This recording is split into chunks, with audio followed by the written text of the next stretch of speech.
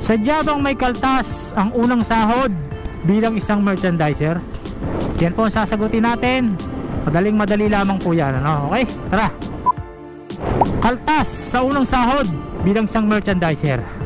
Yes, opo, meron po tayong tinatawag dyan na mandatory deduction. Yung po tinatawag natin mga benefits, SSS, Pag-ibig, PhilHealth. Yan po tatlong yan, no?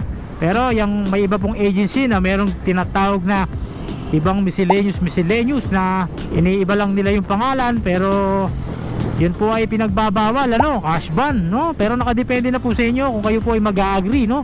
Meron na po tinatawag dyan na pinapipirmahan kung ipapayag na pakaltasan ng ganon.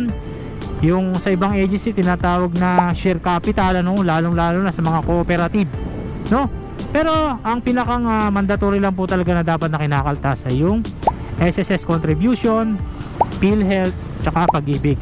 At syempre, especially po, no, kung ikaw po ay meron tinatawag na salary loan, calamity loan, no, yan po ay sasubmit mo yung iyong voucher nang sa gayon mabayaran mo yung iyong utang. Doon hihingan ka rin po dyan ng authorization to deduct nang sa gayon hindi ka magulat na ikaw po ay kinakaltasan na sa magiging utang mo, no? So napakadali po. Yan lamang po ang dapat na makita mo sa payslip mo. Yan po ay mandatory. Sa ayaw sa gusto mo, makakaltasan ka sapagkat yan po ay benefits mo. Okay? So sana nakatulong ang video na ito. Maraming salamat sa iyo. Shout out.